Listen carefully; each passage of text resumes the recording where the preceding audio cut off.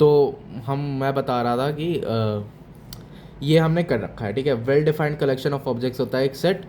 फिर greatest 11 in cricket is not a set लिखना था मुझे यहाँ पे, ठीक है। Not a set, set of all I I tees is a set, क्योंकि ये वेल डिफाइंड है।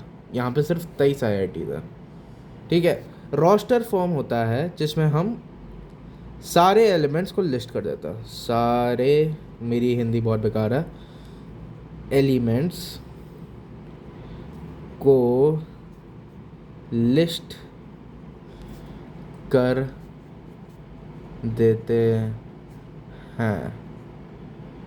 ये ह है, ल नहीं है, ठीक है कर देते हैं, ठीक है। सारे एलिमेंट्स को हम इसमें लिस्ट कर देते हैं। जैसे क्या है, ए एक सेट है जिसमें 1, 2, 3, 4 से इन्फिनिटी तक है, ठीक है। तो ये एक roster form of natural numbers के सेट का हो गया, क्योंकि ये 1 से स्टार्ट होता है तो ये नेचुरल नंबर्स का सेट हो गया। ये इन्फिनिटी तक जा रहा है, डॉट डॉट का मतलब यही होता है ये कि ये इन्फिनिटी तक जाएगा, ठीक है ना। Next, set builder form. Set builder form होता है, सेट बिल्डर फॉर्म होता है जिसमें हम एक सेट को बिल्ड करते हैं। तो यहाँ पे क्या देते हैं, एक सेट है जिसमें एक्स है, ठीक है। एक्स है, जो ये x belongs to real numbers कह लेते हैं, R. X belongs to real number और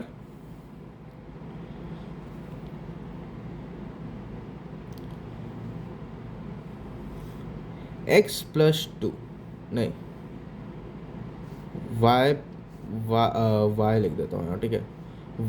फक, सॉरी भाई यार, थोड़ा सा चोक कर दिया मैंने, चोको दे दिया अपने मुंह में अपने आप को, ठीक है। चोको दे दिया मैंने, ये काटो, ठीक है। यहाँ पे x लिख देता हूँ, ठीक है। x बिलोंग्स टू r, जहाँ पे x प्लस 2 इक्वल्स टू 4 है। तो यहाँ पे क्या आएगा, ये बंद भी कर दो भाई, ठीक है। यहाँ पे क्या आएगा, तो यहाँ पे एक सेट बनेगा जिसमें सिर्फ और सिर्फ एलिमेंट 2 होगा, ठीक है, ठीक है।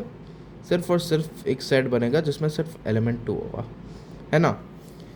तो नेक्स्ट क्या है, कार्डिनैलिटी, ठीक है। नेक्स्ट होता है कार्डिनैलिटी। कार्डिनैलिटी का मतलब होता है इसके टोटल नंबर ऑफ सबसेट्स कितने बन सकते हैं, ठीक है। बेसिक मीनिंग यही होता है कि इसके टोटल नंबर ऑफ सबसेट्स क्या है। नहीं, इसका मतलब ये नहीं होता, sorry sorry sorry sorry sorry sorry sorry sorry sorry sorry ये बस बताता है कि आपके सेट में कितने एलिमेंट्स हैं, ठीक है। ये रिप्रेजेंट होता है एन ए से। तो इसको तुम लिखोगे, ए है तुम्हारा जैसे ए बी सी डी, ठीक है। तो नंबर ऑफ एलिमेंट्स इन ए, तो 1 2 3 4 4, ठीक है, ठीक है। नेक्स्ट टॉपिक है हमारा टाइप्स ऑफ सेट्स, ठीक है। टाइप्स ऑफ सेट्स, यही पेपर है ना, हाँ। टाइप्स और फोकस मार, ठीक है। टाइप्स ऑफ सेट्स, यहाँ पे हमारे पास 6 प्रकार के सेट होते हैं, 6 प्रकार के। मेरा हाथ दुख गया है, ठीक है, तो थोड़ा सा हिलेगा मेरा हाथ, लेकिन कोई बात नहीं।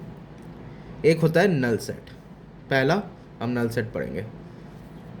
नल सेट, नल सेट को आप रिप्रेजेंट करते हो फाइ से। ये एम्प्टी सेट होता है, ठीक है, एम्प्टी, खाली। इसको आप तो ऐसे भी रिप्रेजेंट कर सकता है, 2 ओपन ब्रैकेट जिसमें कोई एलिमेंट नहीं है, ये खाली पड़ा है, ठीक है, कुछ नहीं है इसके अंदर। ये या फिर ये यूज़ कर सकते हो इसको रिप्रेजेंट करने के लिए। तो मैं एक सेट लिखता हूँ, ठीक है। Let A be a set where x है, ठीक है, x belongs to natural numbers, ठीक है, और x इज बिटवीन 6 एंड 5। तो 5 और 6 के बीच में कौन सा नेचुरल नंबर आता है बताओ? सोचो सोचो सोचो सोचो, पूरा सोचो। कोई नेचुरल नंबर नहीं आता, कोई नेचुरल नंबर नहीं आता ना 5 और 6 के बीच में, पक्का? हाँ, कोई नेचुरल नंबर नहीं आता, ठीक है। तो ये तुम्हारा एम्प्टी सेट हो गया या फिर /5, ठीक है। अब एक सिंगलटन सेट होता है, समझ गए होगे नाम से क्या होता है इसका इसका काम, सिंगलटन सेट। ये बस बोलने में अच्छा लगता है, इसका वैसे कुछ काम होता नहीं है, इसमें बस सिंगल एलिमेंट होता है, ठीक है। सिंगल एलिमेंट दिख रहा है ना? हाँ, सिंगल एलिमेंट होता है, तो जैसे 0। अब मुझे बताओ, मेरा डाउट है, ठीक है, सॉरी एग्जाम्पल नहीं लिखना था, क्वेश्चन लिखना था। मेरा एक डाउट है कि मैं अगर इसके अंदर मैं 5 डाल दूंगा तो क्या ये सिंगलटन सेट होगा या फिर नल सेट होगा? नल सेट को वॉइड सेट भी कहते हैं, ठीक है। तो वॉइड सेट भी करते हैं, एम्प्टी सेट भी कहते हैं, बहुत नाम है, ठीक है, लेकिन यूजुअली हम उसे नल सेट ही बोल देते हैं, तो कोई दिक्कत नहीं है। आंसर दे दिया होगा तुमने अभी तक कमेंट्स में, अगर नहीं दिया है तो जाके दे देना। लेकिन इसका आंसर होता है, ये एक सिंगलटन सेट है, ठीक है, ये एक सिंगलटन साथ में होता है, सिंगलटन सेट है, ठीक है। तो कैसा दिखेगा ये एक तुमने ब्रैकेट डाला, इसके अंदर तुमने एक और ब्रैकेट खोल दिया और फिर ये ब्रैकेट बंद हो गया, तो ये कुछ ऐसा दिखता है। इस सेट के अंदर, ये जो बड़ा वाला सेट है हमारा, बड़ा वाला सेट, इसके अंदर हमारा एक छोटा सेट है, तो कुछ तो है ना इसके अंदर, तो सिंगलटन सेट हो गया, ठीक है। फिर आता है फाइनाइट सेट, भाई साहब, फाइनाइट सेट, जिसमें फाइनाइट नंबर ऑफ एलिमेंट्स हो, ठीक है, जिसमें फाइनाइट नंबर ऑफ एलिमेंट्स हो उसे कहता है finite set, um, finite number of elements. तो लेट्स से 1, 2, 3, 4, ठीक है। और हम यूजुअली सेट को कैपिटल लेटर से डिनोट करते हैं, ठीक है, यूजुअली हम सेट को कैपिटल लेटर से डिनोट करते हैं, तो इसलिए मैं ऐसे लिख रहा हूँ, ठीक है। तो ये हो गया फाइनाइट सेट, क्योंकि इसमें सिर्फ 4 एलिमेंट है, 4 एलिमेंट है, ठीक है, इसमें सिर्फ 4 एलिमेंट है। फिर तीसरा आता है आपका इनफाइनाइट सेट। गेस कर सकते हो क्या होगा? इनफाइनाइट सेट जिसमें इनफाइनाइट नंबर ऑफ एलिमेंट्स है, अनकाउंटेबल नंबर ऑफ एलिमेंट्स, ठीक है, इनफाइनाइट नंबर ऑफ एलिमेंट्स। तो तुम कह सकते हो ये हो गया तुम्हारा set of all natural numbers, set of all natural numbers, क्योंकि वो इनफाइनाइट होता है। अब मुझे ये बताओ कि नेचुरल नंबर्स का सेट ज़्यादा बड़ा होता है या फिर रैशनल नंबर्स का?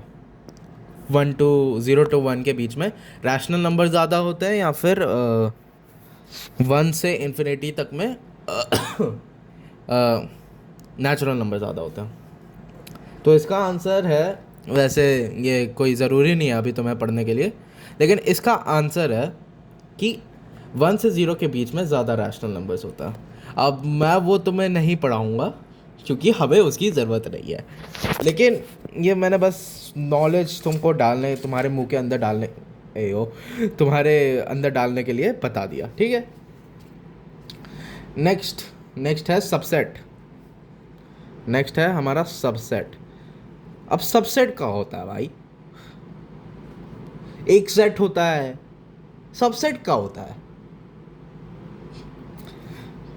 पहले तो इसका रिप्रेजेंटेशन लिख दो, ठीक है, ये होता है एक सबसेट का रिप्रेजेंटेशन, ठीक है, ऐसे लिखते हैं हम सबसेट। तुम्हारी एनसीईआरटी में, वैसे मेरी भी एनसीईआरटी ही है, लेकिन एनसीईआरटी में ऐसे दे रखा है, इसे हम प्रॉपर सबसेट कहते हैं। अगर तुम जेई के टर्म्स में देख रहे हो, इसे हम प्रॉपर सबसेट कहते हैं। प्रॉपर सबसेट पे भी आएंगे, ठीक है, प्रॉपर सबसेट पे भी आएंगे, लेकिन पहले हम सबसेट पढ़ लेते हैं, ठीक है। सबसेट होता है, लेट्स से तुम्हारे पास ए एक सेट है 1,2 का, ठीक है, तुम्हारे पास बी भी एक सेट है जिसमें सिर्फ एलिमेंट 1 है। अब तुम्हें देखना है, फोकस मार ले, हाँ, तुम्हें देखना है कि क्या बी के सारे एलिमेंट्स ए में आ रहे हैं। तो बी का एलिमेंट 1 है और ए में एलिमेंट 1 और 2 है, तो बी के सारे एलिमेंट्स 1 में तो आ रहे हैं, तो तुम कह सकते हो कि B is a subset of A. अगर किसी भी सेट के सारे एलिमेंट्स किसी और सेट में आ रहे हैं तो वो एक उसका सबसेट होगा, ठीक है। अब मैं तुमको एक इंटरेस्टिंग चीज़ भी बता देता हूँ, ठीक है। अगर बी सबसेट ऑफ ए है और ए सबसेट ऑफ बी है, बी सबसेट ऑफ ए है और ए सबसेट ऑफ बी है, इसका मतलब क्या हुआ? इसका मतलब ये हुआ कि बी के सारे एलिमेंट्स ए में आ रहे हैं और ए के सारे एलिमेंट्स बी में आ रहे हैं, ठीक है ना। तो इसका मतलब ये हो गया कि ए इक्वल्स टू बी। समझ रहे हो ना क्या कहना हो? अगर बी सबसेट ऑफ ए है तो बी के सारे एलिमेंट्स ए में आ रहे हैं, और अगर ए सबसेट ऑफ बी है तो ए के सारे एलिमेंट्स बी में आ रहे हैं, तो ए इक्वल्स टू बी हो गया, ठीक है। अब प्रॉपर सबसेट होता है एक सबसेट, ठीक है, ये सबसेट होता है जिसमें not all elements are there of the other set. थोड़ा सा मतलब लैंग्वेज मेरी गलत है, वैसे लैंग्वेज तो बिल्कुल सही है, लेकिन मैं मतलब समझने के लिए सही लैंग्वेज है subset. Not all element are there of the other set, जिसका ये सबसेट है। लेकिन मैं थोड़ी सी सोच रहा हूँ क्या लिखूँ इसको, थोड़ा सा बुकिश लैंग्वेज टाइप में सोच रहा हूँ क्या लिख सकता है। हाँ ठीक है, समझ गया। तो हम कह सकते हैं, ठीक है, A is subset of B, ठीक है, या फिर B is subset of A subset of B, ठीक है, but B is not subset of A and A is not equal to B. समझो, जो मैंने पहला एग्जाम्पल तुम्हें दिया था ये एक प्रॉपर सबसेट का एग्जाम्पल था, ठीक है, ये एक प्रॉपर सबसेट का एग्जाम्पल था, ठीक है। तो लेट्स से तुम्हारे ए सेट में है 3, 4, 5 और 6, ठीक है, और तुम्हारे बी सेट में है 3, 4 और 5। तो बी सबसेट ऑफ ए है और प्रॉपर सबसेट नहीं है क्योंकि इसमें 6 एलिमेंट नहीं आ रहा है, तो क्योंकि ये दोनों इक्वल नहीं हुए तो B is proper subset of A, ठीक है, B is proper subset of A हो गया। समझे? समझ आया? ठीक है, अब कुछ प्रॉपर्टीज दे देता हूँ, लेकिन ये सब समझ आ गया होगा, ठीक है। अब कुछ प्रॉपर्टीज दे देता हूँ। A is a subset, A is a not proper subset of itself, every set is the subset of itself. तो अगर तुम उस सेट को हटा के देखोगे तो सारे प्रॉपर सेट्स होंगे, ठीक है। अगर तुम इस वाले सेट को हटा के देखोगे तो बाकी सारे प्रॉपर सेट्स होंगे। और फिर हमारा आता है कि phi is subset of every set.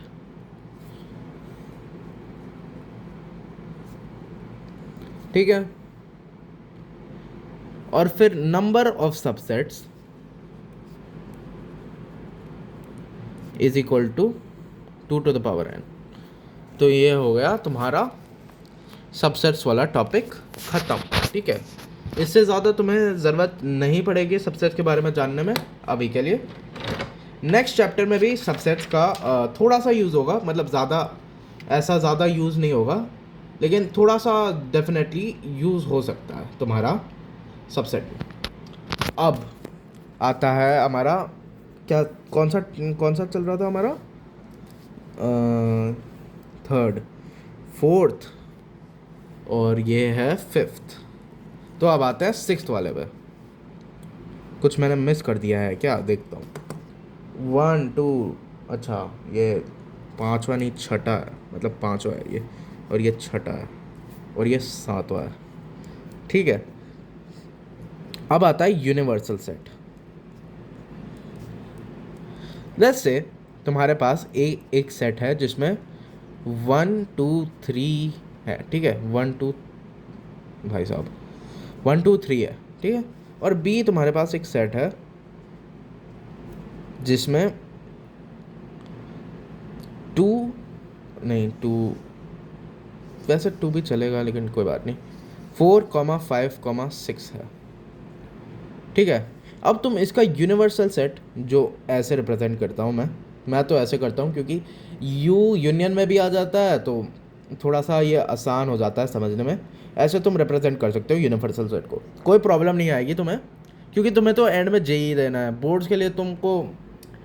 तुम यू भी लिख सकते हो और ये भी लिख सकते हो, क्योंकि एक टाइप का यू ही तो हुआ ये, लेकिन तुमको जेई देना है तो मैं इस वाले सिंबल को ज़्यादा रिकमेंड करता हूँ। ठीक है, तो यूनिवर्सल सेट ए और बी के सारे एलिमेंट्स होंगे, all elements of A and B. ठीक है, all elements of A and B तो आएंगे ही आएंगे, लेकिन उससे ज़्यादा भी हो सकता है। ठीक है, all elements of A and B and more. ठीक है, all elements of A and B and more. तो इसका मतलब क्या हुआ, तो हमारा यूनिवर्सल सेट, ठीक है, यूनिवर्सल सेट हमारा ये बनेगा 1 2 3 4 5 6। अब ये तो सारे एलिमेंट्स हो गए ए और बी के। अब तुम 7 8 9 ये भी हो सकता है। ठीक है, इसका यूनिवर्सल सेट कोई दिक्कत नहीं है इसमें, ये भी हो सकता है यूनिवर्सल सेट। ठीक है, नेक्स्ट है हमारा last type of set, power set. ठीक है, पावर सेट होता है सेट, ठीक है, एक सेट होता है जिसमें दैट कंटेन्स ऑल सबसेट्स। ठीक है, ऑल सबसेट्स। तुमको मैंने अभी सबसेट्स बनाना सिखाया नहीं है, सबसेट्स बनाना सिखाया नहीं है। ठीक है, लेकिन बता देता हूँ। ठीक है, इसका रिप्रेजेंटेशन होता है power of A, power set of A. ठीक है, अब लेट्स से तुम्हारा है ए 1 2, दो एलिमेंट से स्टार्ट करते हैं। ठीक है,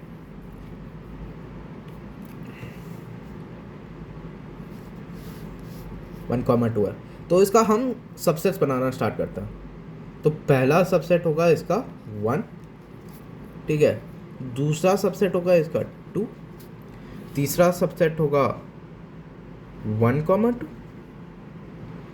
और हमें पता है कि total number of subsets equals to 2 to the power n। तो इसमें दो एलिमेंट्स है, n का मतलब नंबर ऑफ एलिमेंट्स होता है। ठीक है, इसमें दो एलिमेंट्स है। ठीक है, और इसमें टोटल 4 एलिमेंट्स होंगे।